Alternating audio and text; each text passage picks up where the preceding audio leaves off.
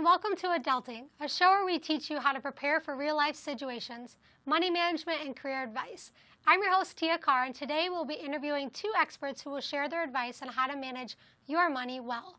So stay tuned. But first, enjoy this video on how to cook a meal that is cost-efficient. Hi everyone, I'm Kelly. I'm editor of the news team, and I'm doing a cooking segment for Adulting today. Today I'm making bangers and mash and Brussels sprouts, all of which basically comes down to sausage and mashed potatoes. So the first thing to do when you have a recipe is you have to look and see what you already have in your house so that you don't spend more money and you save money. So for me to use recipes, I usually go on Pinterest, which is the easiest adulting thing you can do. I bought two kinds of brats. I bought regular smoked brats and then a jalapeno cheddar brat, which I'll probably make a couple of these. First things first, I need a saucepan. I'm making 2 servings of mashed potatoes, so I'm going to get 2/3 cup of water. We're going to use my brand new Target teaspoons and cups. So then we're going to add the butter, 1/4 of a teaspoon, and put it on low heat. And we're going to have 2/3 cup of potato flakes into it. After that, we're going to let the saucepan boil and stir it until they're ready to be removed from heat. Next, we are going to do the sausages. The smoked brat or the jalapeno cheddar. So first we're going to get a skillet, put some water in it.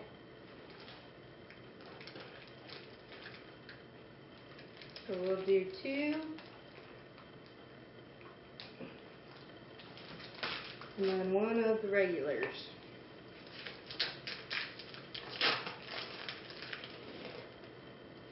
Which I'll put off to the side so I don't accidentally eat and burn my mouth off. On the recipe it says to cover them and then bring to a boil for 15 minutes.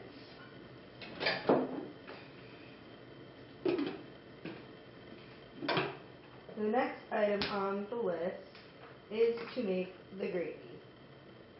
Now the gravy is a Guinness gravy. And I did go to Meijer where you can buy bottles by their own and you don't have to buy a whole pack. First I need to melt some butter in a little pan. We need 7 teaspoons of flour, 3/4 of the cup.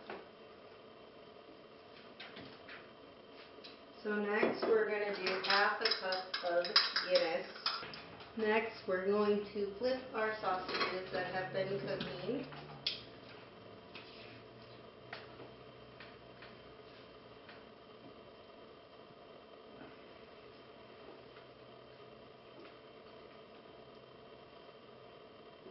Then we'll add in a little pepper, then a 1/4 teaspoon of onion powder, and a 1/4 teaspoon of garlic powder. 1 tablespoon of Worcestershire, and 1/2 teaspoon of mustard. In the meantime, we can add to our potatoes that have been cooling.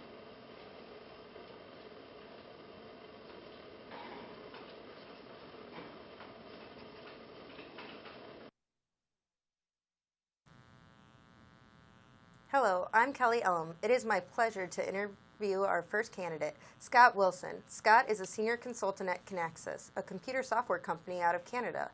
He will be sharing his expertise and providing advice on how to start planning for retirement, implementing a budget, and understanding credit scores. Hi, Scott. Thanks for being here with us. Hi, Kelly. Can you please explain to us what exactly is a 401k? A 401k is probably the primary retirement savings account that most Americans have. It's a way you put money in before you pay taxes. There are other vehicles for savings after you pay taxes, but if you're not in a pension plan and you live in the United States and work for a corporation, you're probably working with a 401k. And It's really important for you to know as you start to enter the workplace that a 401k often has a matching component to it. So many companies will match what you put into it up to a certain threshold. And I would tell anybody starting out in the workplace that they should really look into what their 401k plan has. And if it has a matching component, at least put in the minimum you can to get a match, because that's free money coming to you. And then after that matching level, then look at other areas depending on what your situation is, but always try to get the free money. Of course. And why should college and young adults start using a 401k? Why should we care right now while we're young? Yep. So while you're in college, you probably won't have an opportunity to use the 401k, but as you get out and get into the workforce, you probably will. And why it's really important is, what I think the studies say, if you start using your pre-tax savings plans for the first 10 years you work and stop, you will end up saving more money for retirement than if you start saving after those 10 years and do it for the next 30. So the sooner you get money saved, the sooner it starts working for you, and you'll do better off. Now, obviously, saving consistently throughout your work life, putting away 10% of what you make will probably make you a very successful retiree. But getting started early is the key. Okay. Why should college students be concerned about our credit scores? That's a really good question. The obvious answers that probably most people think of, if I'm going out to get a loan, whether it's for a new car or a house, credit companies will look at your credit score and say, this is what I should give you. But there's a deeper message behind that credit score and what it does. Even that simple example of a car loan, you might qualify with a credit score, but if your credit score is better, you might qualify at a lower interest rate. Then there's the non-obvious things that credit scores do, like it affects your insurance premiums. Most people think credit scores, insurance premiums, what do those have to do with each other? But if you go out to get a insurance plan on your car or your home, they look at those credit scores and use them in figuring out how reliable you are, and will change your rates based on them. So keeping things paid off and up to date and lowering your credit utilization is really important, will help you in the long run. Okay, and what are some helpful tips to build a credit score? I would start early.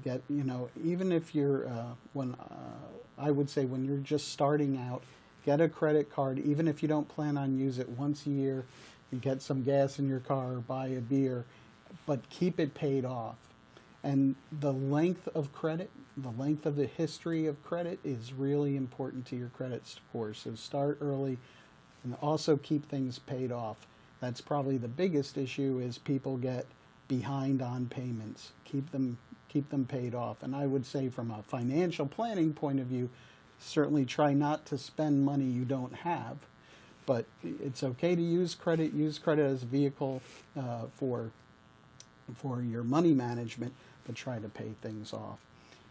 The other thing is a variety of credit types, like a car loan and a credit card and a school loan. Having more variety will help you with your credit score as well. Okay, well, thank you, Scott, for being here with us today. My pleasure. Next, Tia Carr is going to interview Kirsten Day, the Assistant Director of Financial Aid, to talk about how you can pay off your student loans.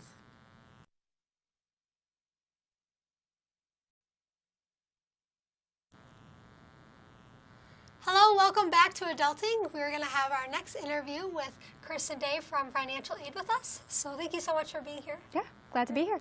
Really appreciate it. So can you just share what you recommend students do after graduation to ensure that they are set up for success financially? Yeah, so it's really important to make sure that you take care of student loans right away. Don't be afraid to talk to your loan servicer about your loans. Going into default is probably one of the absolute worst things you can do. So just work with your loan servicer on getting those loans paid back right away so that you're sailing clear for the rest of the time. Awesome, thank you. How would you say should a recent graduate go about paying their student loans? So the website that you want to log into is nslds.ed.gov. That is the place where you can track all your loan history, interest, your loan servicer, all those pieces. And so that's a really useful tool to be looking at while you're in college still, so that you're prepared for when you graduate from college. We also do send out an exit counseling guide right before students do graduate from the university. So they'll get that notification, and they can complete exit counseling online to kind of tell them about loans and how to start paying them back. I'm sure that's very helpful. A lot of people will be using it. Yes. So what would you say is the difference between grad school, financial aid, and undergraduate? Because I know a lot of people, they're seniors, they're getting ready to continue their education, and sometimes we fear what we don't know. Exactly. So it would be just helpful to hear your advice on that. Sure. So the nice thing about undergraduate financial aid and graduate financial aid is they're very similar in the process. So you're still going to file your FAFSA, you're still going to be receiving an award letter, and make sure you're reviewing that, and then you also want to fill out requested documents to the financial aid office that we're asking you to submit. So the process is pretty much exactly the same. The real difference is in the types of aid that you're eligible for. So as an undergraduate student, you have all the different kinds of scholarships. You've got lots of loan eligibility. You might have some federal and state grants from your FAFSA, like the MAP grant, the Pell Grant, those kinds of pieces in your award letter. As a graduate student, it's mostly the unsubsidized Stafford loan. The limit is a lot higher for graduate students than it is for undergraduates, so you do have the ability to take out more in loans if you need it. And then specifically at AU, we do offer what's called the AU Graduate Grant. So if you file your FAFSA and you fall within the range to receive that grant, it's based on need, then you could be receiving that as well. And there's always the outside scholarships and all that stuff, whether you're an undergrad or grad, so that's another great resource to look into in either area. Awesome. Thank you so much. I'm sure that's really helpful for a lot of the seniors that are getting ready to graduate. Yes. We appreciate your advice. Yes. So thank you so much again for tuning in to our show called Adulting, where we teach you how to prepare for real life situations, money management, and career advice.